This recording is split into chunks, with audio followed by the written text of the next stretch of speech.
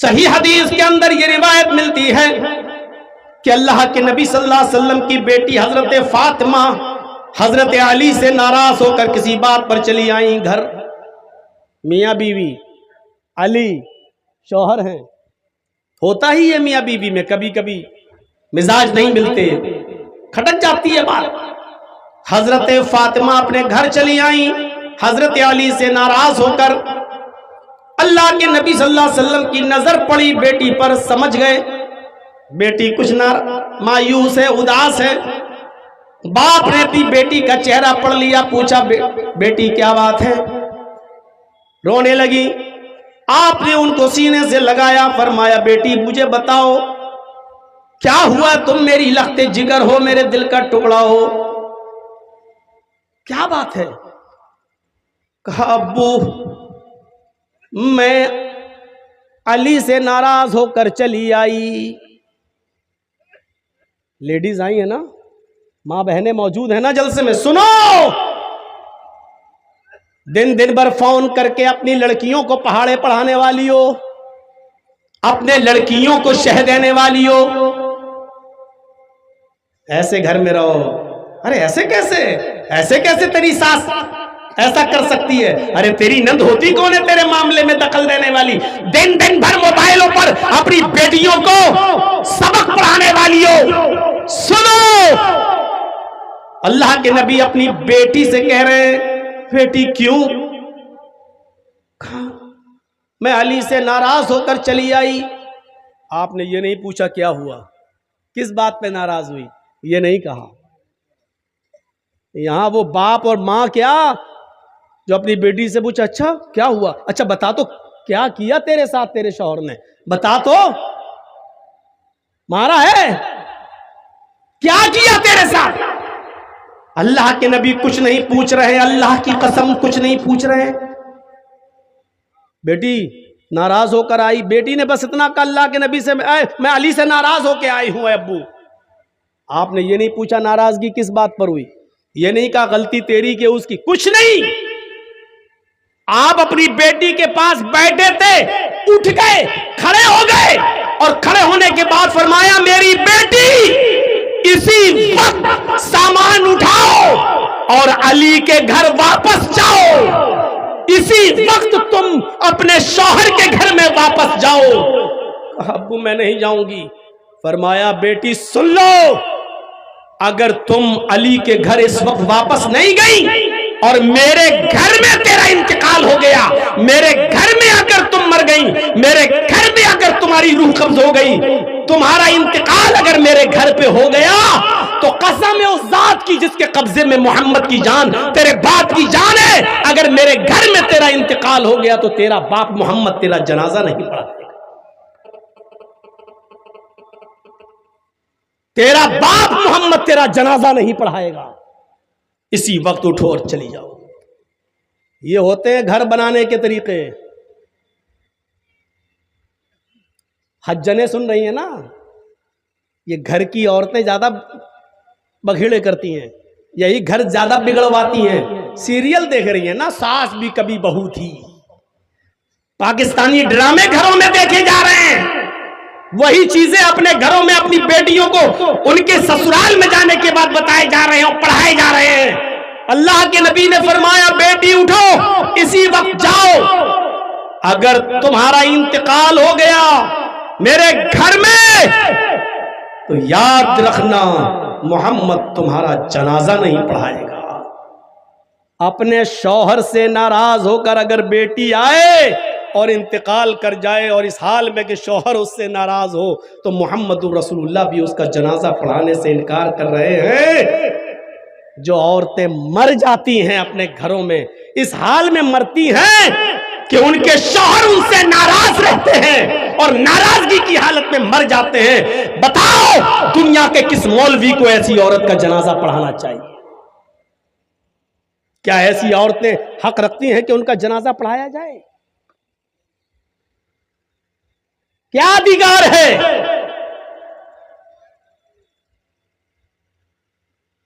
غلطی بھی نہیں پوچھ رہے ہیں.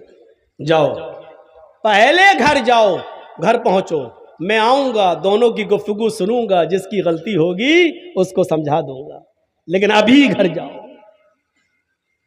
یہاں کیا ہوتا ہے, اچھا بیٹی بیٹھ جا, اب ناک نہ رگڑوا دوں تو کہنا اس کے باپ کو بھی بلاؤں, اس کے بھائی کو بھی بلاؤں, اور جو لوگ 4 آدمی بیچ میں پڑھے تھے ان کو بھی بلاؤں گا. تم آئے تھے رشتہ لینے کے لیے, اور اپنے گھر کے 10 چکر نہ لگوا لے تب تک بیٹی کی ڈولی نہیں اٹھتی, تب تک بیٹی رخصت نہیں ہوگی گھر سے. شرم کرو بے غیرتو. لڑکیوں کے گھر اسی طریقے سے بگڑوائے جاتے ہیں, بیٹیوں کے گھر اسی طریقے سے بگڑوائے جاتے ہیں.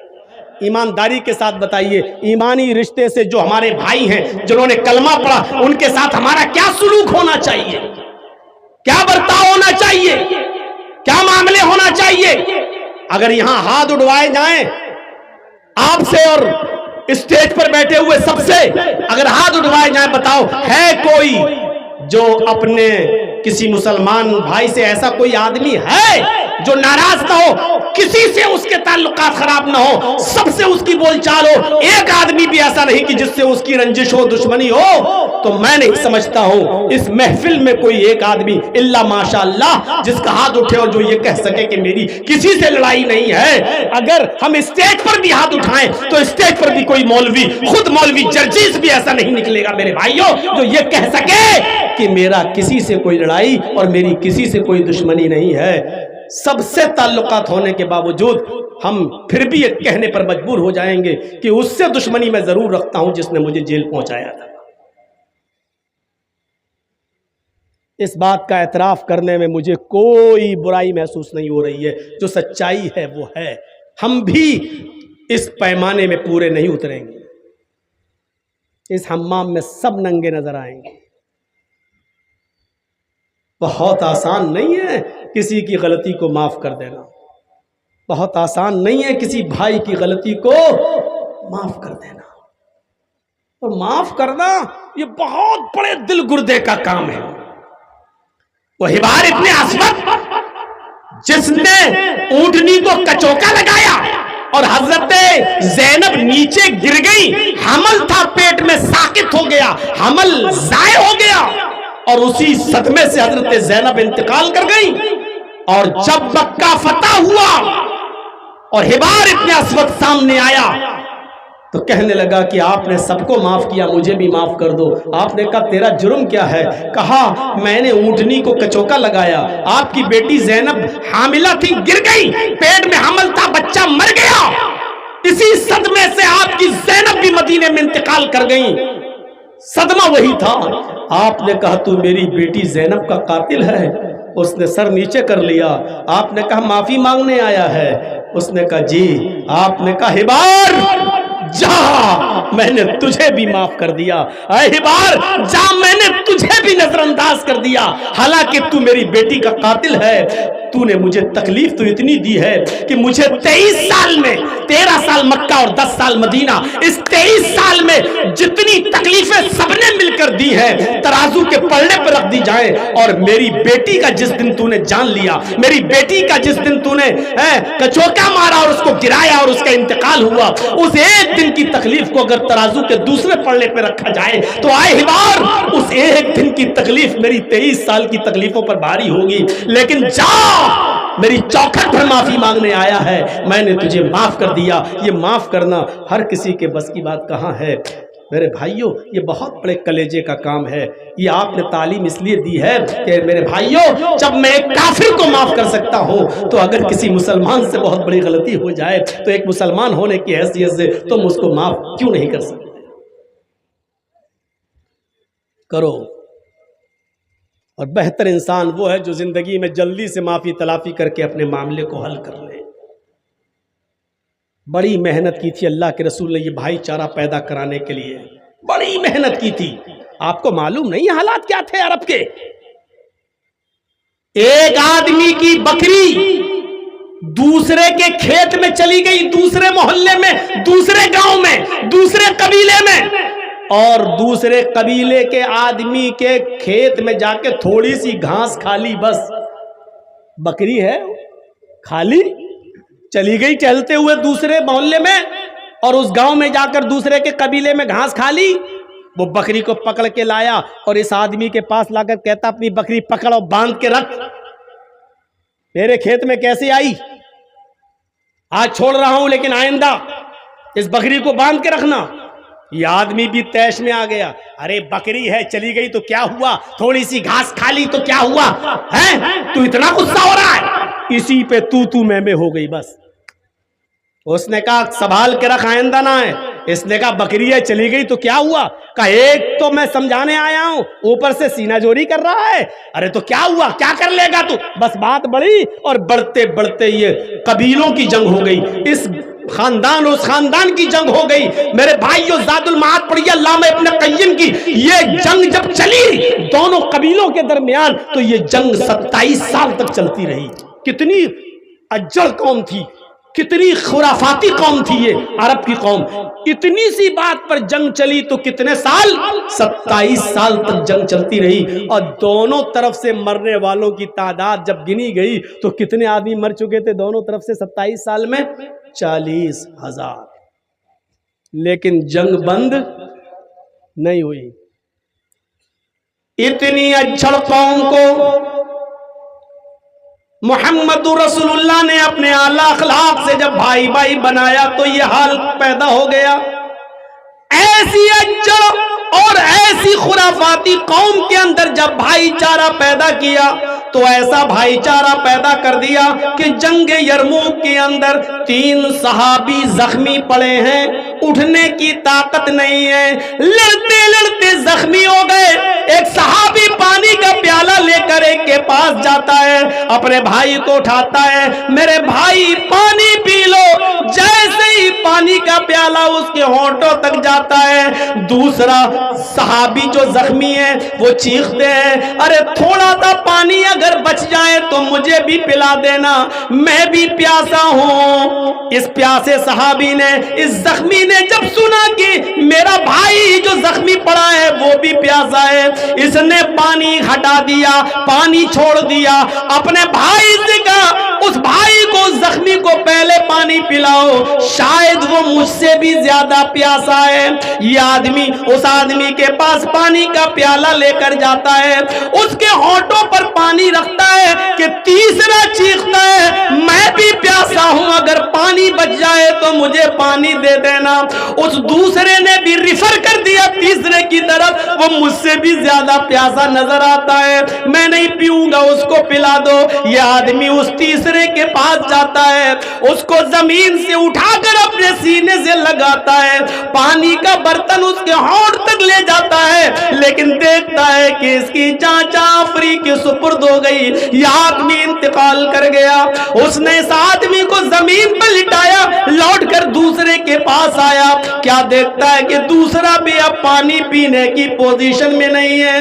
وہ لوٹ کر پھر پہلے کے پاس آیا جہاں سے پانی پلانا شروع کرنا چاہتا تھا. جب وہ لوٹ کر پہلے کے پاس آیا تو کیا دیکھتا ہے کہ پہلا آدمی بھی اپنی جان جعفری کے سپرد کر چکا, وہ بھی انتقال کر گئے, وہ بھی شہید. میرے پیارے ساتھیوں, ابھی تینوں پیاسے تھے, تینوں پانی مانگ رہے تھے.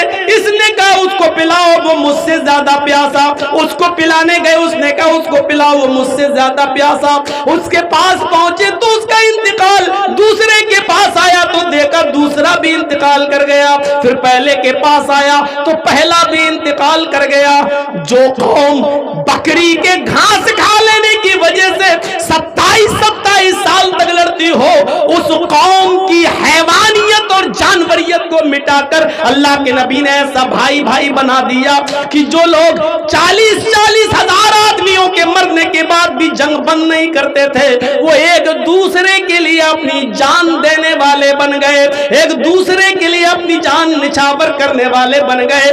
اسی منظر کو قرآن نے یوں بیان کیا, وَذُكُرُوا نِعْمَةَ اللَّهِ عَلَيْكُمْ اِذْ كُنْتُمْ أَعْدَاءً فَأَلَّفَ بَيْنَ قُلُوبِكُمْ فَأَصْبَحْتُمْ بِنِعْمَتِهِ إِخْوَانًا.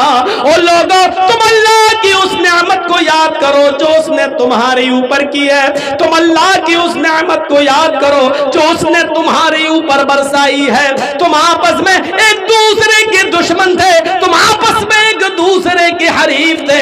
فَأَلَّفَ بَيْنَ قُلُوبِكُمْ, اللہ نے تمہارے دلوں میں محبت پیدا کر دی. فَأَصْبَحْتُمْ بِنِعْمَتِهِ إِخْوَانًا, تو تم میری نعمت محمد رسول اللہ کی تعلیم کی وجہ سے فَأَلَّفَ بَيْنَ قُلُوبِكُمْ فَأَصْبَحْتُمْ بِنِعْمَتِهِ إِخْوَانًا, آپس میں بھائی ہو گئے. ایک دوسرے کے دشمن تھے تم جانو کے, اب ایک دوسرے کے لیے تم اپنی جان دینے والے بن گئے. یہ بھائی چارہ ہوتا ہے. بتاؤ پورے آپ کے اس علاقے میں, بھگیا میں, بشن پور میں اور منڈرو اور آپ کا یہ چلے جائیے خرد منیان اور پورا علاقہ صاحب گنج کا, اور ایک آدمی مجھے ایسا بتاؤ, ایک آدمی ایسا بتاؤ, 10 سال پرانا ریکارڈ اٹھا کر بتاؤ, 20 سال پرانا ریکارڈ اٹھا کر بتاؤ کہ ایک مسلمان نے کسی دوسرے مسلمان کے لیے اپنی جان دی ہو. کسی ایک مسلمان نے دوسرے کے لیے اپنی جان نچھاور کی ہو, ایسا کوئی ایک مثال پیش کر کے دکھاؤ. ایسا بنا دیا اللہ کے نبی جناب محمد رسول اللہ. وَاذْكُرُوا نِعْمَةَ اللَّهِ عَلَيْكُمْ إِذْ كُنْتُمْ أَعْدَاءً, یاد کرو اللہ کی اس نعمت کو جو اس نے تمہارے اوپر کی ہے.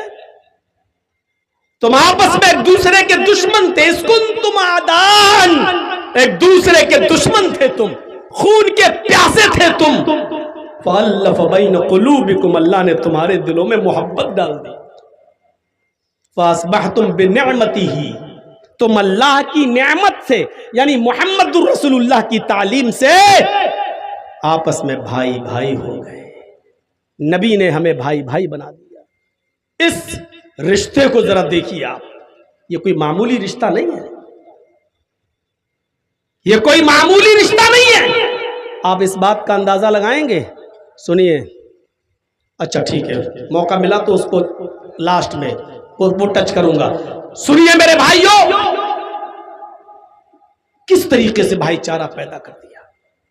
جنگ یرموک کا منظر آپ کے سامنے ہے. مسلمان تو وہ ہوتا ہے جو اپنے لیے جو چیز پسند کرے وہ اپنے بھائی کے لیے بھی وہی چیز پسند کرے. کریں گے. حافظ شمس الدین ذہبی نے اپنی کتاب تذکرۃ الحفاظ کے اندر ایک واقعہ نقل کیا, بڑا دلچسپ اور زبردست واقعہ, اور سنتے چلیے میرے بھائیوں اس واقعے کو. 2 صحابی کی دکان ہے, 2 صحابی کی دکان, ان کی بھی اس کی بھی, دونوں کپڑا بیچتے ہیں اور چپکی ہوئی دکان ہے پڑوس میں. دونوں صحابی اور دونوں کی 2 3 بیوی. ویسے تو صحابہ کرام میں کوئی ایک بھی ہمیں تو ایسا ملا نہیں کہ جس کی ایک بیوی ہو. ایک سے زیادہ ہی رہی, ایک آدھ رہی ہو کہ ہمارے علم میں نہیں ہے. ان کی بھی 2 3 بیوی, دونوں تینوں بیویوں سے بچے, کثیر العیال, دونوں کی کپڑے کی دکان. ایک کسٹمر آتا ہے اور ایک صحابی کی دکان میں کپڑے کو خریدنے کے لیے جاتا ہے. ایک تھان پسند آ جاتا ہے, وہ کپڑا لے کر چلا آتا ہے. میرے ساتھیوں ذرا غور سے سنیے گا, وہ آیا اور کپڑا لے کر چلا گیا. تھوڑی دیر کے بعد, 1 آدھ گھنٹے کے بعد, ہم آج کے ٹائم کے حساب سے, اسی دکان پر ایک دوسرا آدمی آتا ہے.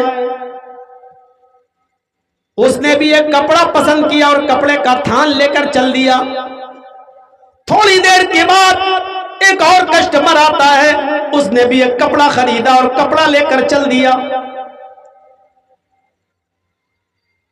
اتنے میں ظہر کی اذان ہوتی ہے. دونوں صحابی جو کپڑا بیچتے ہیں یہ دونوں ظہر کی نماز پڑھنے کے لیے چلے گئے. ظہر کی نماز پڑھنے کے بعد جب دونوں کپڑے کی دکان پر اپنی دکان پر بیٹھتے ہیں تو اس دکان پر ایک اور کسٹمر آتا ہے جس کے 3 تھان بک چکے ہیں. اسی دکان پر ایک اور کسٹمر آتا ہے, کہتا ہے کہ مجھے کپڑا چاہیے. ابھی ایک آدمی آپ کے یہاں سے لے کر گیا, اسی نے مجھے بھیجا.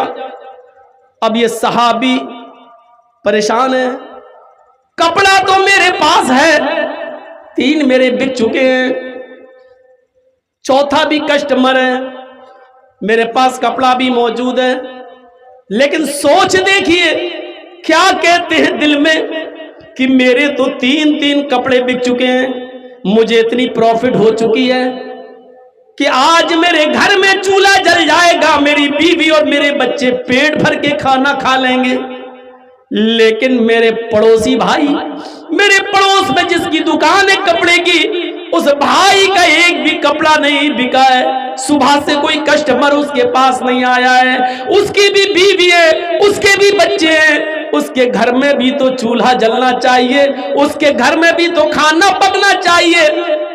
اس صحابی نے اس کسٹمر سے کہہ دیا کہ جو کپڑا تم خریدنے آئے ہو وہ میرے پاس اب نہیں ہے، اس سے بھی اچھا کپڑا تمہیں میرے پڑوسی کی دکان پہ مل جائے گا، تم چلے جاؤ، یہ بھی اچھا ہے، میری دکان سمجھو وہ میرا بھائی ہے بیچنے والا، آپ کو اس سے بھی اچھا کپڑا وہاں مل جائے گا۔ اور اس نے اس کسٹمر کو پڑوسی کی دکان پر بھیج دیا، اس آدمی نے اس کپڑے کو وہاں سے لے کر چلا گیا، اس نے بھی بیچ دیا۔ میرے بھائیوں، اس زمانے میں بھی کپڑوں کی دکانیں قریب قریب ہوا کرتی تھی، لیکن کمپٹیشن کا دور نہیں تھا کہ ہم زیادہ بیچیں کہ تو زیادہ بیچے، وہاں دور یہ تھا کہ اگر تیرے 2 کپڑے بک گئے، میرے 2 کپڑے بک گئے تو میرے بھائی کا بھی بیچنا چاہیے، اس کے گھر میں بھی چولہا جلنا چاہیے۔ میرے بھائیوں، یہی تعلیم دی تھی جناب محمد رسول اللہ صلی اللہ علیہ وسلم نے، یہاں بے ایمانوں نے یہ چکر بنا لیا۔ مولانا صاحب، میرے پڑوس میں بھی کپڑے کی دکان کھل گئی، سارے کسٹمر میرے وہاں بھاگ گئے، ایسا کوئی تعویذ دو جو ہم اپنی دکان کے سامنے گاڑ دیں، اس کی دکان کے کسٹمر بھاگتے ہوئے میرے پاس آ جائیں، اور آج کے یہ بے ایمان کٹ ملے دھڑا دھڑ تعویذ دیتے، تیرے گھر میں برکت ہوگی، تیری دکان چلے گی، اس کی دکان بند ہو جائے گی۔ ارے محمد رسول اللہ نے جو تعلیم دی تھی وہ تعلیم ایسی تھی کہ دونوں کی دکانیں چلیں، دونوں اپنے گھر کے چولہے جلائیں، دونوں کے گھروں میں اور دکانوں میں خیر و برکت ہو۔ لیکن آج صورتحال یہ ہو چکی ہے کہ ہماری یہاں دکان ہے، بغل میں ایک اور کسٹمر آ رہا ہے، ہم دور سے ہی چلاتے ہیں، بھیا ادھر آؤ ادھر آؤ ادھر آؤ۔ کبھی آپ نے دیکھا ہوگا گوشت کی دکانیں، چکن کی دکانیں، بڑے کے گوشت کی دکانیں لائن سے لگی ہوئی ہیں، اور مچھلی وچھلی بک رہی ہے بازار میں، تو آپ دیکھیں گے ایک آدمی ادھر آئیے ادھر آئیے، ارے اٹھ کے بھاگتا بھی ہے، پکڑ کے ارے لائیے ہم آپ کو دیتے ہیں، ارے آپ کو ایسا گوشت دیں گے آپ یاد کریں گے، پھر ہماری دکان سے ہی آپ ہمیشہ خریدیں گے۔ آپ آج کے اس دور کو دیکھیے اور اس زمانے کو دیکھیے، جو اپنے لیے پسند کرو وہ اپنے بھائی کے لیے پسند کرو۔ اس حدیث پر کون عمل کر رہا ہے؟ کون؟ اور ماشاءاللہ ہیں مسلمان۔ ابھی کل جمعہ ہے نا، خیر میں تو جا رہا ہوں وہاں پڑھانے کے لیے گڈا میں لل مٹیا، اب اشتہار بھی نکل گیا، اب کل دیکھیے گا ماشاءاللہ مسجد میں جگہ تک نہیں ملے گی، نظر آئیں گے مسلمان سب، ربانی صاحب آپ کے ہاں جمعہ پڑھائیں گے، مسجد بھر جائے گی، مسلمان آئیں گے سب نظر، لیکن پوچھو مسلمان تو وہ ہے جو اپنے لیے پسند کرو وہ دوسرے کے لیے بھی، اپنے بھائی کے لیے بھی وہی پسند کرتا ہے۔ اللہ کے رسول نے مسلمان کی تعریف تو یہ کی ہے کہ المسلم من سلم المسلمون من لسانی و یدی، مسلمان وہ ہے کہ جس کی زبان سے اور جس کے ہاتھ سے دوسرے مسلمان کو تکلیف نہ ہو۔ کیا ہم مسلمان ہیں؟ ہماری زبان سے اور ہمارے ہاتھ سے کیا مسلمان محفوظ رہتا ہے؟ ہماری زبان سے اور ہمارے ہاتھ سے کتنے مسلمان محفوظ ہیں؟ ہم اندازہ لگائیں۔ ظلم کا حال تو پوچھو مت، کتنے امیر لوگ ایسے ہوں گے جنہوں نے اپنے پڑوسیوں کی 1 میٹر 1 گج 1 فٹ زمین داب لی ہوگی، کیونکہ ان کا معاملہ بگڑ رہا تھا اور وہ بیچارہ غریب آدمی کیس بھی نہیں کر سکتا، اور پنچایت بھی بیٹھی تو سارے گاؤں والے مل کر اسی امیر آدمی کا ساتھ دینے لگے، کیونکہ غریب آدمی کی طرف سے کون بولے گا؟ میرے بھائیوں، کتنا بڑا ظلم آج! کیا یہی اسلام سکھلاتا ہے؟ یہی علامہ ذہبی کی ایک کتاب ہے جس کا نام ہے الکبائر، کتاب الکبائر، علامہ ذہبی نے اپنی کتاب الکبائر کے اندر ایک واقعہ نقل کیا ہے، ایک ظالم کا ایک بیچارہ غریب آدمی دریا کے کنارے مچھلی پکڑ رہا تھا، اور مچھلی پکڑتے پکڑتے ایک بڑی مچھلی اس کے ہاتھ میں آ گئی۔ وہ خوش تھا، آج میرے 8 بچے گھر میں بیٹھ کے کھانا کھائیں گے، اس مچھلی سے سب کا پیٹ بھر جائے گا، میری بیوی بھی آج پیٹ بھر کے کھانا کھائے گی، میرے بچے بھی پیٹ بھر کے کھانا کھائیں گے۔ یہ غریب آدمی بیچارہ بہت مجبور ہو، غریب آدمی، بے بس آدمی اس مچھلی کو لے کر اپنے گھر کی طرف جا رہا ہے۔ راستے میں ایک امیر، ایک دولت مند آدمی، ایک سورشفور آدمی، بڑا آدمی، اس کی نظر اس کی مچھلی پر پڑ گئی۔ اس نے سوچا اس کی مچھلی چھین لی جائے تو آج ہم اپنے دوستوں کو دعوت کر کے کھلائیں گے، آج ہمارے دوست بہت خوش ہوں گے۔ اس آدمی نے اس غریب آدمی سے کہا مچھلی مجھے دے دے۔ اس نے کہا صاحب بڑی محنت سے پکڑی ہے، میرے بچے بھوکے ہیں وہ کھائیں گے۔ اس نے کہا دے رہا ہے یا نہیں دے رہا ہے، زبردستی چھیننے لگا۔ اس آدمی نے کہا اگر آپ کو مچھلی کی اتنی ضرورت ہے تو لے لیجئے، لیکن اس کی کچھ قیمت دے دیجئے تاکہ میں کچھ اور اپنے بچوں کو پکا کر کھلا سکوں، میرے گھر میں چولہا جل سکے اور میرے بچے کچھ کھا سکیں۔ اس ظالم نے کہا چپ، مچھلی دے، کچھ نہیں ملے گا تجھے، یہ مچھلی مجھے دے۔ وہ زبردستی اس مچھلی کو چھیننے لگا، لیکن چونکہ اس کے سامنے اس کے بچوں کی بھوک تھی، یہ مچھلی دینا نہیں چاہ رہا تھا۔ جب چھینا تو اس نے اس کے ہاتھ کو منہ میں رکھ لیا ایسے، مظلوم نے، اور اس کا انگوٹھا، اس ظالم کا انگوٹھا اس مظلوم کے منہ میں آ گیا ایسے۔ اس نے سوچا کاٹ لوں تاکہ یہ چھوڑ دے مچھلی۔ اس نے کاٹا، لیکن وہ طاقتور تھا، اس نے جھٹک لیا اور مچھلی چھین لی، اور اس غریب آدمی سے مچھلی چھین کر جانے لگا، لیکن تھوڑا سا درد ہوا اس کے کاٹنے کا۔ یہ آدمی چیختا رہا کہ دیکھو اس مچھلی کے علاوہ میرے بچوں کے پاس کھانے کے لیے کچھ نہیں ہے، اللہ کے واسطے یہ مچھلی دے دے یا اس کی کوئی قیمت دے دے۔ یہ ہنستے ہوئے جانے لگا، کہنے لگا چل جا ہٹ۔ یہ بار بار دیکھتا رہا، اس وقت تک دیکھتا رہا جب تک وہ ظالم آدمی اس آدمی کی نظروں سے اوجھل نہیں ہو گیا۔ جب وہ آدمی اس کی آنکھوں سے چھپ گیا اور مچھلی لے کر غائب ہو گیا، اس مظلوم آدمی نے نظریں آسمان پہ ڈالی اور اس نے بڑبڑاتے ہوئے کچھ ہونٹ ہلا دیا، کچھ بڑبڑا دیا، ہونٹ ہلا دیا۔ یہ ظالم آدمی مچھلی پکاتا ہے، اپنے دوستوں کو کھلاتا ہے، اور کھانے کے بعد سب بستر پہ اپنے اپنے گھروں پہ سونے کے لیے چلے جاتے ہیں۔ رات کا اندھیرا ہے، رات کی تاریکی ہے، اس آدمی کے انگوٹھے میں درد شروع ہوتا ہے۔ یہ ظالم آدمی پیسے والا آدمی تھا، بھاگتا ہوا کسی طبیب کے پاس گیا۔ طبیب نے کہا درد ہو رہا ہے کہ ہاں، کچھ لیپ تھا لگا دیا گیا، اس زمانے میں جو علاج چلتا تھا لیپ لگا دیا، کہا ٹھیک ہے صبح تک درد بند ہو جائے گا۔ صبح دیکھتا ہے کہ وہ انگوٹھا اور پوری طریقے سے پک چکا ہے۔ یہ طبیب کو دکھانے کے لیے گیا، کہا صاحب بجائے صحیح ہونے کے اور پک رہا ہے۔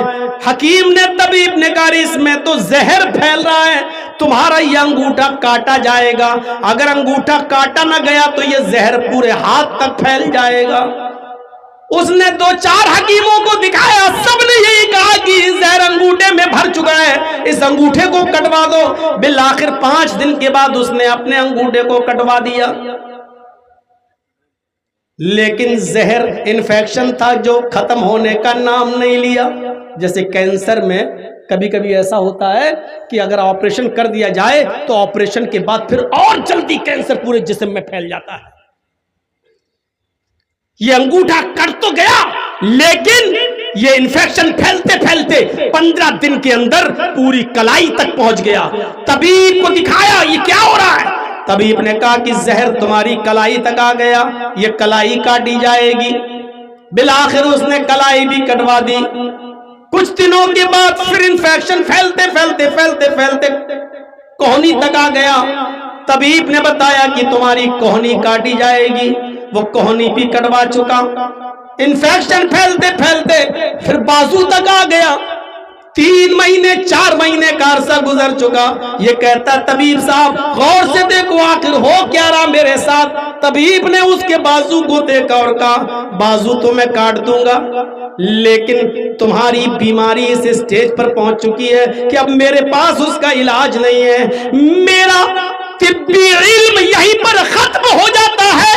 अब सुनो, मैं तुम्हें जो बताना चाहता हूं वो बात यह है कि मेरा इल्म ये कहता है कि तुमने किसी की बद्दुआ ली है, तुमने किसी के ऊपर जुल्म किया है, इसलिए तुम्हारा इन्फेक्शन खत्म होने का नाम नहीं लेता। मैं ये बाजू तुम्हारा काट दूंगा, लेकिन फिर इन्फेक्शन फैलते फैलते तुम्हारे जिस्म में फैल जाएगा और आखिरकार इसी बीमारी में तुम मुब्तला होकर मर जाओगे। अगर चाहते हो कि ये बीमारी यहीं पर रुक जाए तो उस मजलूम को ढूंढो जिस पर तुमने जुल्म किया है, उससे माफी और तलाफी करो।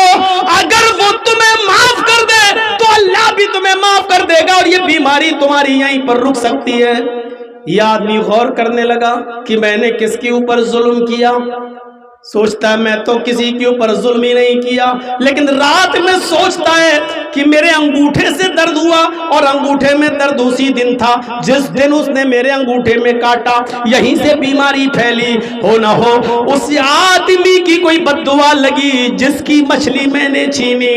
उस आदमी को वो सुबह के ढूंढने लगता है, ढूंढने में उसको 15 दिन का समय लगता है। 15 दिन के बाद वो उस आदमी को ढूंढ ही लेता है मजलूम को और कहता है कि अस्सलाम वालेकुम। उसने जवाब दिया। इस जालिम ने पूछा क्या तुम मुझे पहचानते हो? मजलूम ने जवाब दिया शक्ल तो देखी देखी लग रही है, लेकिन सही से मेरे जहन में नहीं आ रहा है कि तुम कौन हो। इस जालिम ने कहा गौर से पहचानो, मैं वही जालिम इंसान हूं जिसने तुम्हारी मछली छीनी थी, जिसने तुम्हारी मछली छीनी थी और तुमने मेरे अंगूठे में काटा था। उसी अंगूठे से इन्फेक्शन फैला, पहले अंगूठा कटा, फिर कलाई कटी, फिर मेरी कोहनी कटी, अब इन्फेक्शन बाजू तक फैल गया। मैं इस नतीजे पे पहुंचा और हकीमों ने तबीबों ने मुझे इस नतीजे पर पहुंचा दिया कि मैंने किसी मजलूम की बद्दुआ ली है। मैंने तुम्हारे अलावा किसी पर जुल्म नहीं किया था, इसलिए शायद तुमने मुझे कोई बद्दुआ दी हो, इसलिए मैं तुम्हारे पास माफी मांगने आया हूं। हो सके तो तुम मुझे माफ कर दो।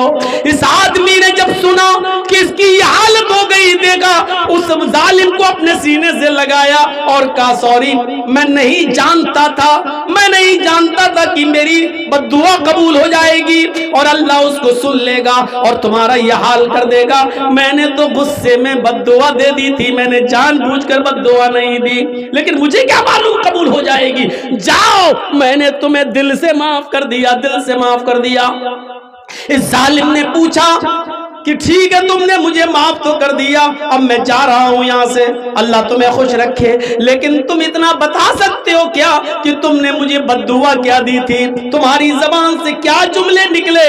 इस मजलूम ने कहा कि जब तुम मेरी मछली छीन कर जा रहे थे, मैं चीखता रहा, चिल्लाता रहा, मेरे बच्चों की भूख मेरे सामने थी, उनको भूख से बिलबिलाते हुए देखना मेरा सामने था। मैं सोच रहा था कि आज का चूल्हा कैसे जलेगा और मेरे बच्चे क्या खाएंगे।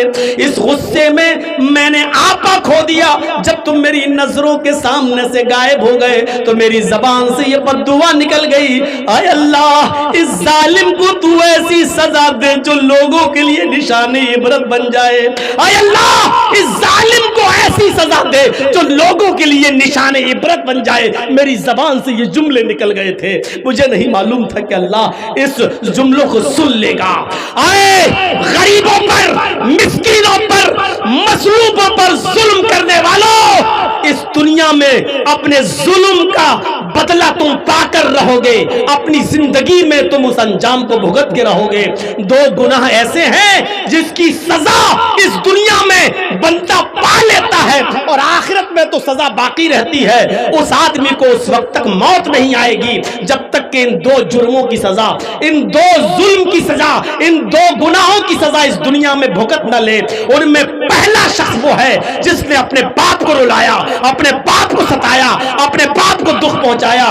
जब तक बाप को सताने का अंजाम इस दुनिया में देख न ले, उसको सजा न मिल जाए, اس سے پہلے اس کو موت نہیں آ سکتی ہے.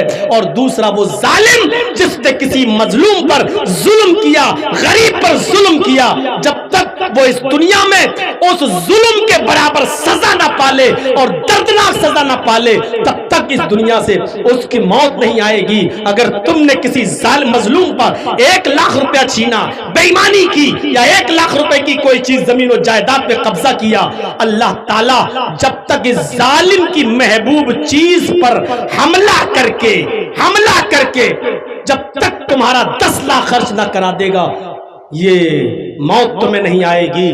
تمہاری محبوب ترین چیز کیا ہے؟ اولاد. تم نے کسی غریب پر ظلم کیا, 1 لاکھ روپیہ چھینا, اللہ تیرے بیٹے کو کینسر کا مریض بنا دے گا. 10 لاکھ روپیہ خرچ کر کے بھی تیرا بیٹا صحیح نہیں ہوگا, تیری بیوی کو بیمار کر دے گا. تیرا 20 لاکھ روپے خرچ ہو کر بھی تیری بیوی صحیح نہیں ہوگی. جب تک یہ ظالم اپنے ظلم کی سزا کا انجام اس دنیا میں نہ دیکھ لے, اس کو موت نہیں آئے گی. ڈرو, مظلوم کی بد دعا سے ڈرو, مظلوم کی بد دعا سے ڈرو میرے ساتھیوں. بہت بری سزا ہے. اس لیے میں کہتا ہوں جو اپنے لیے پسند کرو وہ اپنے بھائیوں کے لیے بھی پسند کرو. سعید ابن جبیر کا نام سنا ہے؟ بہت بڑے تابعی گزرے ہیں. حجاج ابن یوسف نے ان کے قتل کا اعلان کر دیا اور کہا ان کو زندہ پکڑ کے لاؤ. پولیس کو اعلان کر دیا ان کو پکڑ کے لاؤ اور زندہ مجھے چاہیے, زندہ, مرے ہوئے نہیں.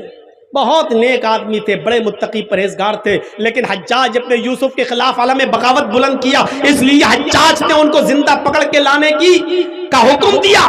پولیس والے ان کو کتوں کی طرح ڈھونڈ رہے ہیں, جیسے کتے کوئی چیز ڈھونڈتے ہیں ایسی پولیس والے ڈھونڈ رہے ہیں سعید ابن جبیر کو کہ کسی طریقے سے ہمیں مل جائیں. لیکن سعید ابن جبیر ہاتھ نہیں آ رہے تھے. وہ دن میں کسی کے یہاں سو جاتے تھے چپکے سے اور رات میں نکلتے تھے تاکہ حجاج کی سلطنت سے نکل کر کسی اور ملک میں چلا جاؤں اور وہاں میں اپنی جان کی حفاظت کر لوں, سیو کر لوں.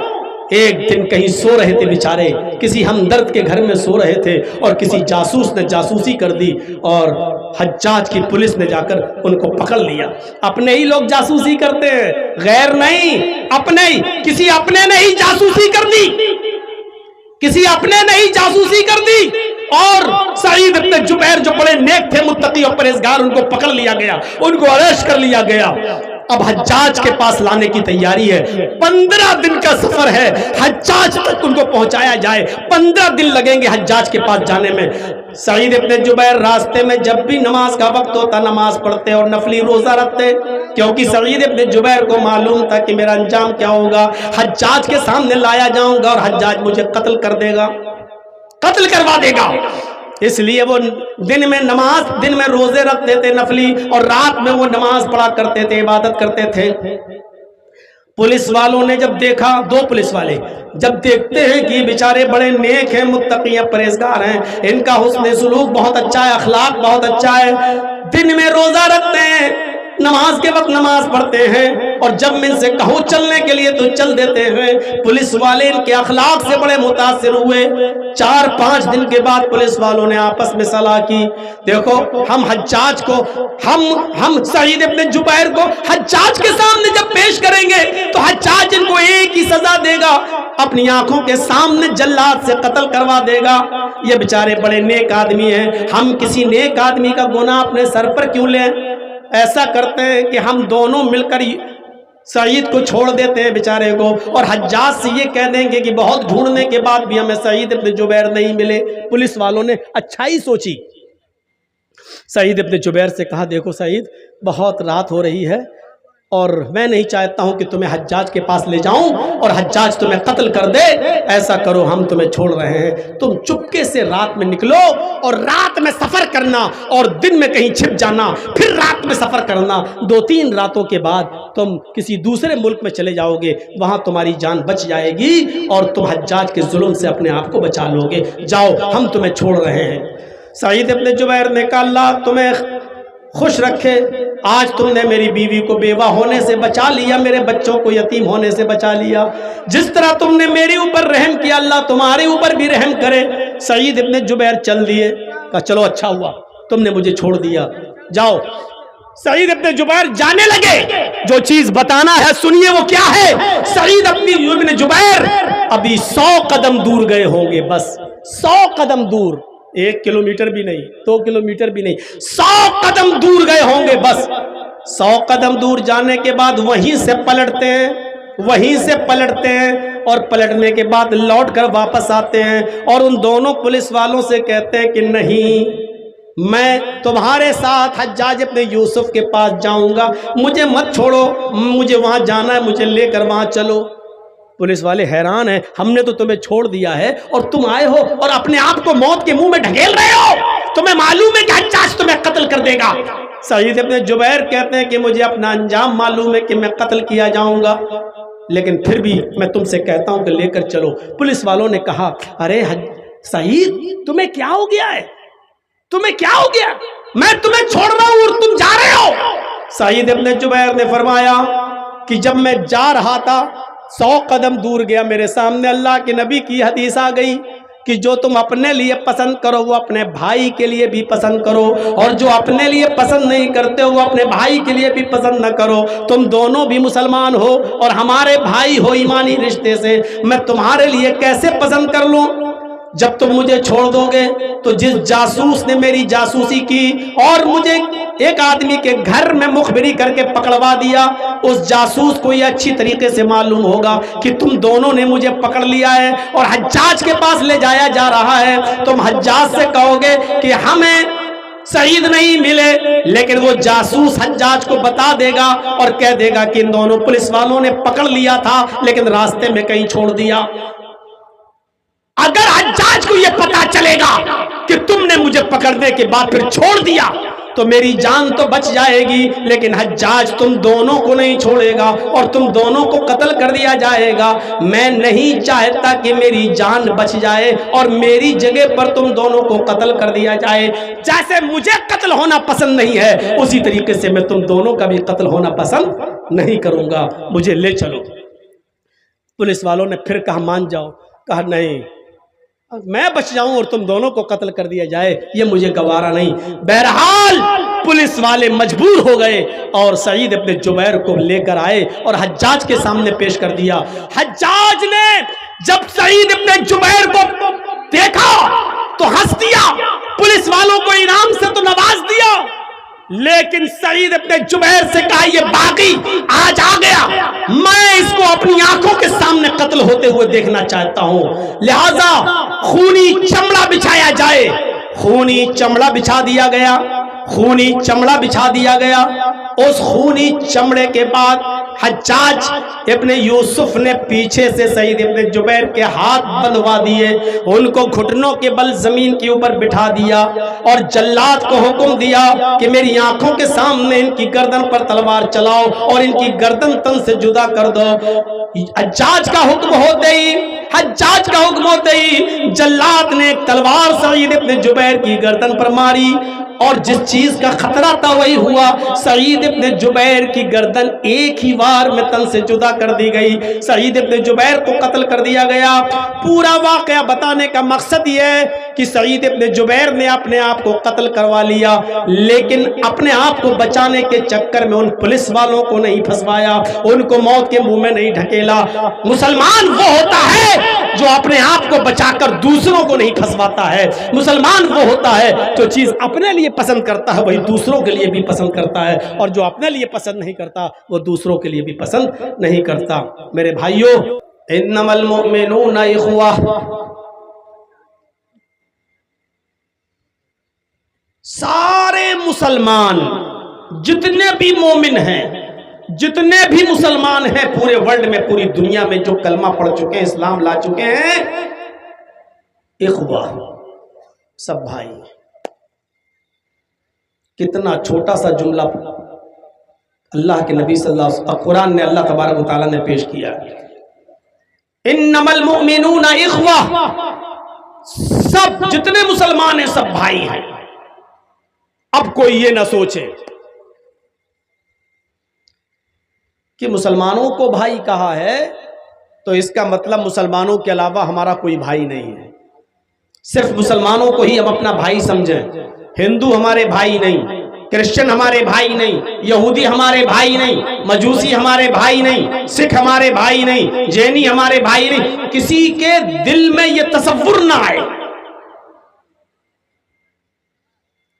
یہاں ایمانی رشتے سے اللہ نے سب کو بھائی کہا ہے۔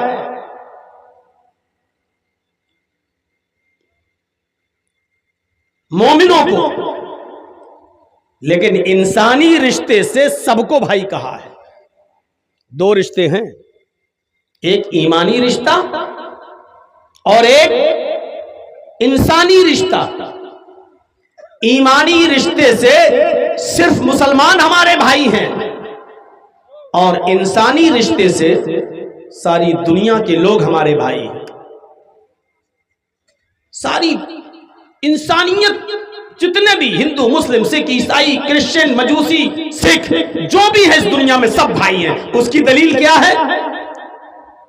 اللہ رب العالمین نے قرآن کریم کے اندر دوسری جگہ ارشاد فرمایا، یا ایھا الناس انا خلقناکم من ذکر و انثی وجعلناکم شعوبا وقبائل لتعارفوا ان اکرمکم عند اللہ اتقاکم۔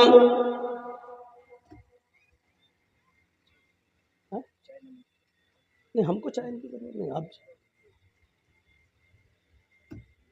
یا ایھا الناس انا خلقناکم من ذکر و انثی، آئے ساری دنیا کے انسانوں، سمپورن جگت کی مانو ذاتی، ہائے دنیا کے لوگوں، ہم نے تم کو ایک مرد اور ایک عورت سے پیدا کیا ہے۔ انا خلقناکم من ذکر و انثی، تمہارا باپ بھی ایک، تمہاری ماں بھی ایک، اے انسانوں تم ایک ہی پرم پتا کی سنتان ہو، ایک ہی ماتا پتا کی اولاد ہو۔ یہاں اللہ نے ساری دنیا کے انسانوں کو کہا کہ تم سب ایک ہی باپ کے اور ایک ہی ماں کے بیٹے ہو۔ اب قرآن کی دو آیتیں میرے آپ کے سامنے رکھ دی۔ پہلی کیا ہے؟ انما المؤمنون اخوہ، یہاں اللہ نے ساری دنیا کے مسلمانوں کو بھائی کہا ہے۔ اور قرآن کی جو دوسری جگہ کی آیت میں نے آپ کے سامنے پڑھی ہے دوسری جگہ سے، اس میں اللہ نے ساری دنیا کے انسانوں کو ایک باپ کا اور ایک ماں کا بیٹا، ایک باپ کی اولاد اور ایک ماں کی اولاد کہا ہے۔ یعنی انسانی رشتے سے بھی سب بھائی، اور ایمانی رشتے سے مسلمان ہمارے بھائی۔ اچھا آپ لوگ بھی یہ جملے بولتے ہو کہ نہیں؟ یہ ہمارا بھائی ہے۔ اب کہا جاتا ہے اچھا سگا بھائی ہے؟ نہیں نہیں نہیں، یہ ہمارے خالہ کا بیٹا ہے، یہ ہمارے چچا کا بیٹا ہے، یہ ہمارے پھوپھا کا بیٹا ہے، لیکن آپ اس کو بھائی کہتے ہیں، جبکہ خون کا کوئی رشتہ اس کے ساتھ نہیں ہے آپ کا، لیکن بھائی وہ بھی ہے آپ کا۔ خالہ ذات صحیح، چچا ذات صحیح، پھوپھا ذات صحیح، ماما ذات صحیح، لیکن بھائی وہ بھی ہے۔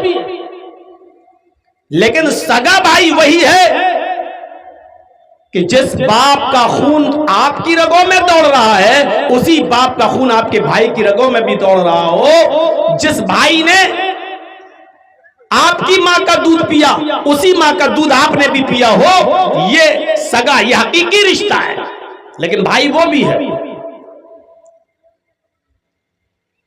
یہ نہیں کہا کہ تم صرف مسلمانوں کے ساتھ رحم کرو، اچھا سلوک کرو کیونکہ یہ تمہارے بھائی ہیں، اور دوسروں کے اوپر ظلم کرو، یہ نہیں کہا اسلام نے۔ قرآن یہ کہتا ہے کہ ایمانی رشتے سے دنیا کے سارے مسلمان تمہارے بھائی ہیں، ان سے تمہاری نسبت ایمانی رشتے کے لحاظ سے زیادہ بہتر ہونا چاہیے، اور جو انسانی رشتے سے تمہارے بھائی ہیں غیر مسلم لوگ، ان سے بھی تمہارا اچھا سلوک ہونا چاہیے، لیکن جو ترجیح آپ اپنے ایمانی بھائی کو دیں گے وہ ترجیح آپ غیر مسلم کو، دوسرے بھائی کو نہیں دیں گے۔ یہ عام طور پہ دیکھا جاتا ہے، آپ کو اپنے بیٹے سے جو پیار ہوگا وہ آپ کو اپنے پڑوسی کے بیٹے سے پیار نہیں ہوگا، لیکن یہ مطلب نہیں ہے کہ آپ اس سے نفرت کرتے ہیں، آپ اس کو برا سمجھتے ہیں، نہیں۔ آپ کا پڑوسی، اس کا بیٹا اگر بیمار ہو جائے، غریب آدمی ہے، آپ کو پتا چلا کہ میرے پڑوس میں رہنے والے میرے دوست کا بیٹا ہاسپٹل میں ایڈمٹ ہے، آپ اس کی عیادت کے لیے جاتے ہیں، دیکھا کہ وہ ICU میں ایڈمٹ ہے, آپ اس کو دیکھنے کے لیے جاتے ہیں, وہاں آپ کیا کریں گے؟ چونکہ وہ آپ کا اپنا بیٹا نہیں ہے, آپ وہاں آدھا گھنٹہ بیٹھ جائیں گے, زیادہ سے زیادہ 1 گھنٹہ آپ بیٹھ جائیں گے. آپ اس بیٹے کے باپ کو, اس کی ماں کو تسلی دیں گے, انشاءاللہ آپ کا بیٹا ٹھیک ہو جائے گا. اگر وہ ضرورت مند ہوا, غریب ہوا, زیادہ سے زیادہ آپ اس کو 2 4 5 ہزار روپے سے اس کی مدد کر دیں گے. یہ ہمدردی ہے آپ کے اندر اور ہونی بھی چاہیے. لیکن اگر پڑوسی کے بیٹے کے علاوہ اگر اسی جگہ پر آپ کا اپنا بیٹا ہے تو آپ کا سلوک کیا ہوگا؟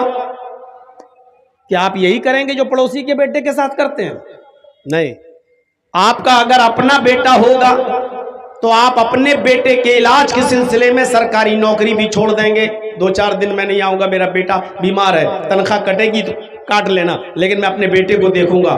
آپ نوکری چھوڑ دیں گے, آپ بزنس کرتے ہیں تو بزنس چھوڑ دیں گے, آپ اپنے شہر سے دوسرے شہر مال بیچنے جاتے ہیں, آپ دوسرے شہر کا سفر ترک کر دیں گے. اور ہاسپٹل میں پڑوسی کے بیٹے کو تو آپ آدھا گھنٹہ 1 گھنٹہ دے رہے تھے, اپنے بیٹے کے لیے آپ 24 گھنٹے دیں گے. پڑوسی کے بیٹے کے لیے تو آپ نے 2 4 5 ہزار روپے سے مدد کی, لیکن اپنے بیٹے کے لیے آپ تجوری کا منہ کھول دیں گے. 10 لاکھ روپیہ آپ اپنے بیٹے کے علاج میں خرچ کر دیں گے, اور لاکھوں روپیہ خرچ کرنے کے بعد بھی اگر بیٹے کا علاج نہیں ہو رہا ہے اور پیسوں کی ضرورت ہے تو اپنی بیوی کا زیور تک آپ بیچ دیں گے اور اپنے بیٹے کا علاج کرائیں گے. کیوں؟ کیونکہ آپ کا حقیقی بیٹا ہے. تو آپ اپنے بیٹے کے ساتھ جو سلوک کرتے ہیں وہ پڑوسی کے بیٹے کے ساتھ یا دوسرے کی اولاد کے ساتھ آپ کا وہ سلوک نہیں ہوتا ہے. حالانکہ نفرت نہیں ہے اس سے آپ کو. یہی قرآن کہہ رہا ہے مسلمان بھی تمہارے بھائی ہیں اور غیر مسلم بھی تمہارے بھائی ہیں, تم سب ایک ہی باپ کے اور ایک ہی ماں کے بیٹے ہو.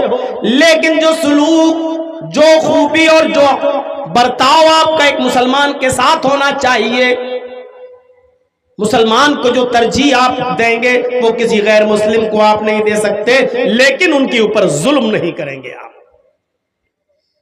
انما المؤمنون اخوہ, ساری دنیا کے مسلمان آپس میں بھائی بھائی ہیں.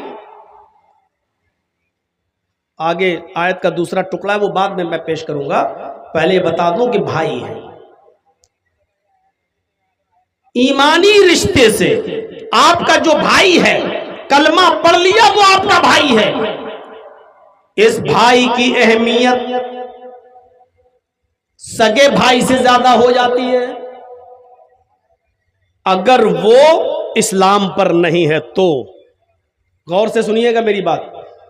ایک انسان اسلام لے آیا, کافر تھا پہلے, آج اس نے کلمہ پڑھ لیا, اشہدو ان لا الہ الا اللہ و اشہدو ان محمدًا عبدہ و رسولہ, اس نے کلمہ پڑھ لیا. اس ایمانی رشتے سے وہ آپ کا جو بھائی بن گیا. اگر آپ کا سگا بھائی اسلام پر نہیں ہے تو اس ایمانی رشتے سے جو آپ کا بھائی بنا ہوا ہے, جو مسلمان ہوا ہے یہ آدمی, اس کی جو اہمیت ہے وہ سگے بھائی کی بھی اہمیت اب وہ نہیں رہی. اور اس کی دلیل کیا ہے؟ آپ لاکھ کہیے وہ میرا بھائی ہے, اگرچہ بھٹک گیا, اگرچہ بہک گیا, اگرچہ اسلام نہیں لایا, لیکن آپ کی نظر میں اس مسلمان کی اہمیت زیادہ ہونی چاہیے جو کلمہ پڑھ کر اسلام لے آیا. ایک واقعہ سناتا ہوں جس کو امام بخاری رحمۃ اللہ علیہ نے نقل کیا ہے, بہت غور سے سنیے گا میرے بھائی. اس واقعے سے آپ کو بہت کچھ ملے گا. جنگ بدر ہو رہی ہے اور جنگ بدر ایسی جنگ تھی جس کے اندر اگر باپ نبی کے ساتھ ہے تو بیٹا ابو جہل کے ساتھ ہے. ایک بھائی نبی کا ساتھ دے رہا ہے تو دوسرا بھائی ابو جہل کا ساتھ دے رہا ہے. یہ ایسی جنگ تھی. جنگ بدر کے اندر حضرت ابو بکر صدیق محمد رسول اللہ کی طرف سے لڑ رہے تھے تو ابو بکر صدیق کا بیٹا ابو جہل کی طرف سے لڑ رہا تھا. عجیب جنگ تھی. ایک بھائی ہے مصعب ابن عمیر, عمیر کا بیٹا, صحابی, کیا نام ہے؟ مصعب ابن عمیر. یہ صحابی محمد رسول اللہ کی طرف سے لڑ رہے ہیں, لیکن مصعب ابن عمیر کا سگا بھائی جس کا نام ہے عدی ابن عمیر، یہ ابو جہل کا ساتھ دے رہا ہے، یہ کافروں کا ساتھ دے رہا ہے۔ ایک بھائی نبی کی طرف سے لڑ رہا ہے اور دوسرا بھائی نبی کے دشمن ابو جہل کی طرف سے لڑ رہا ہے۔ یہ بڑی عجیب جنگ تھی، اور آپ کو یہ اچھی طریقے سے معلوم ہوگا جب یہ جنگ ختم ہوئی تو نبی اکرم کو شاندار فتح، شاندار کامیابی ملی اس جنگ کے اندر۔ 70 کافر مارے گئے اس جنگ بدر میں، 70 کافر مارے گئے اور 70 ہی کافروں کو قید کر لیا گیا۔ جو بتانا ہے وہ یہ کہ جن کافروں کو قید کیا گیا ان کافروں میں مصعب ابن عمیر کے بھائی عدی ابن عمیر بھی شامل ہیں، ان کو بھی قید کر لیا گیا۔ اللہ کے نبی صلی اللہ علیہ وسلم نے صحابہ کو حکم دیا کہ ان کافروں کے پیروں میں بیڑیاں ڈال دو۔ منظر دیکھیے میرے بھائی، ان کافروں کے پیروں میں بیڑیاں ڈال دو۔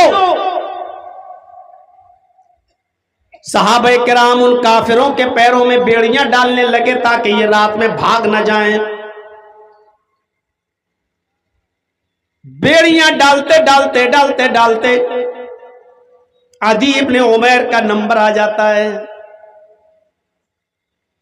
ایک صحابی عدی ابن عمیر کے پیروں میں بیڑیاں ڈال رہے ہیں، وہیں مصعب ابن عمیر کھڑے ہو کر دیکھ رہے ہیں کہ میرے بھائی کے پیروں میں بیڑیاں ڈالی جا رہی ہیں۔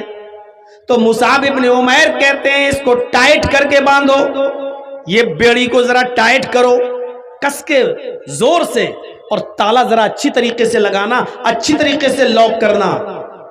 یہ بیڑیاں توڑنے میں ماہر ہے، ایکسپرٹ ہے، کبھی بھی بیڑی توڑ کر بھاگ سکتا ہے۔ یہاں سے ٹائٹ کرو، ایسے اس کو جکڑو تاکہ بیڑی نہ توڑ سکے۔ یہ کون کہہ رہا ہے؟ مصعب ابن عمیر۔ کس کے لیے؟ اپنے سگے بھائی عدی ابن عمیر کے لیے۔ عدی ابن عمیر نے دیکھا یہ تو بڑا گڑبڑ کر رہا ہے میرا بھائی، میرے بارے میں کہہ رہا بیڑیاں یہاں سے ٹائٹ کرو، یہاں سے ٹائٹ کرو۔ اگر اس نے اپنی مرضی سے ٹائٹ کروا دیا تو میں تو بھاگ ہی نہیں پاؤں گا۔ تو عدی ابن عمیر کو غصہ آیا اپنے بھائی کے اوپر اور زور سے چیختے ہوئے چلاتے ہوئے بولا، آئے مصعب، کیسا بھائی ہے تو؟ شرم نہیں آتی تجھے؟ عدی اپنے بھائی کو مخاطب کر کے کہتا ہے کہ آئے مصعب، کیسا بھائی ہے تو؟ شرم نہیں آتی تجھے؟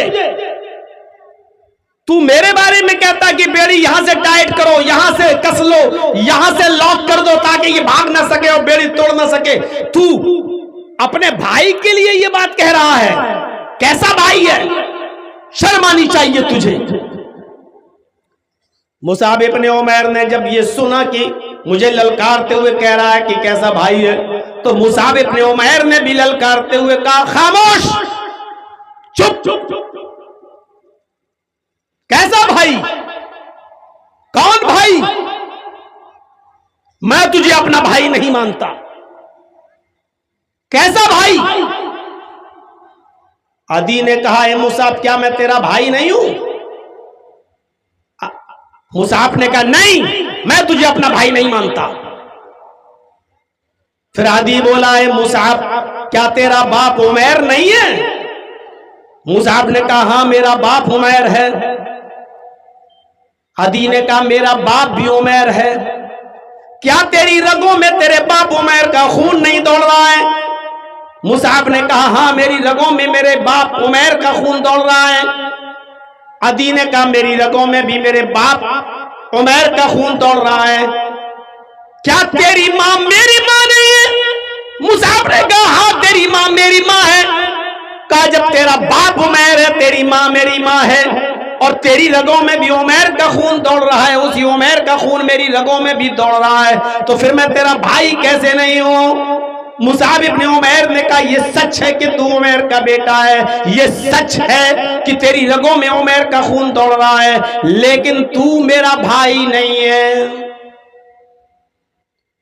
عدی نے جھنجلاتے ہوئے کہا، پھر تیرا بھائی کون ہے؟ جب تو خون کے رشتے کو ترک کر رہا ہے، چھوڑ رہا ہے، تو تو یہ بھی بتا دے کہ پھر تیرا بھائی کون ہے؟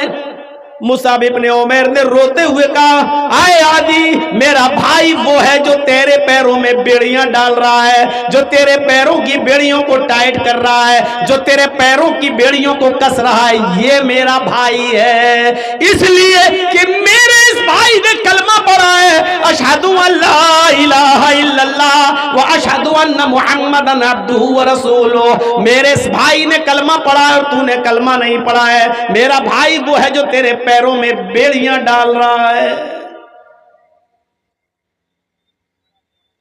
بڑے بڑے متقیوں کے آج تقوے پگھل جائیں گے، بڑے بڑے داڑھی والوں کی داڑیاں آج ان کے سر جھکا دیں گی، بڑے بڑے تہجد پڑھنے والے تہجد گزاروں کے سر جھک جائیں گے۔ لمبی داڑھی رکھ لی، تہجد کی نماز پڑھ لی، نماز پڑھتے پڑھتے نماز پٹی کا، اور حالت یہ ہے کہ 10 سال گزر گئے، میرا پڑوسی مجھ سے بات نہیں کرتا ہے۔ حالت یہ ہے کہ میرا بھائی پڑوس میں ہے مسلمان، لیکن شادی میں ہمارے ہاں نہیں آتا ہے، نہ ہم اس کو بلاتے ہیں، ترک کیے ہوئے ہیں، اس کو چھوڑے بیٹھے، نہیں ہمارے بیٹے کی شادی میں وہ نہیں آئے گا، ہماری بیٹی کی شادی میں وہ نہیں آئے گا، تیرے بیٹے کی شادی میں ہم نہیں آئیں گے۔ اور مونچھیں اتنی تاؤ والی کہ آج کے بعد خوشی اور غم سارے رشتے ختم، موت مٹی ختم، تیرے جنازے میں ہم نہیں آئیں گے، میرے جنازے میں تو مت آ۔ اور ہیں کون ہم؟ محمد اسلم، محمد اکرم، محمد اظہر، محمد فلاں، نام کیا ہے ہمارا؟ اسلامی نام۔ ہیں کون ہم؟ مسلمان، اور اپنے بھائیوں سے ناراض، اپنے بھائیوں کو چھوڑے بیٹھے ہوئے ہیں۔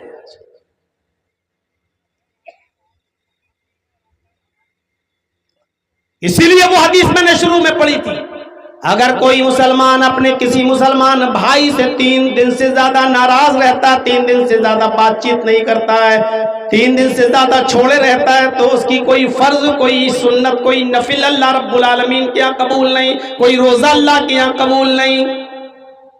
نماز کا معاملہ کتنی بڑی اہمیت نماز کی ہے۔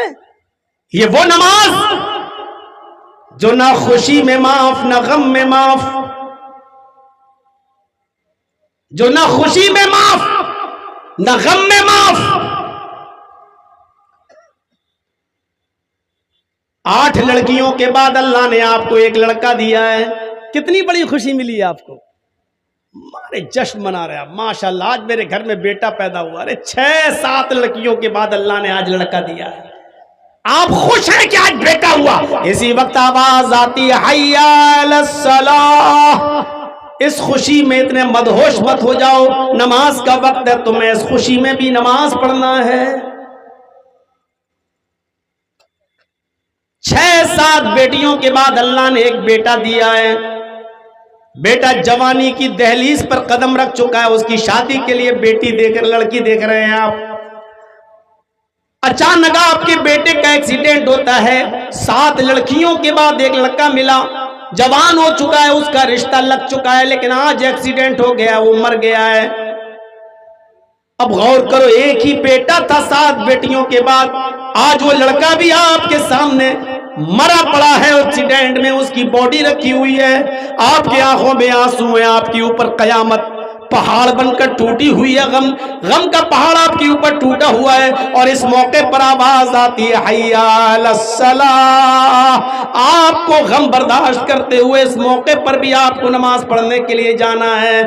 اس سے اندازہ لگا سکتے ہیں آپ نماز کا مقام کیا ہے، اللہ کو کتنی پیاری ہے یہ نماز، جو خوشی میں بھی معاف نہیں، غم میں بھی معاف نہیں، بیماری میں بھی معاف نہیں۔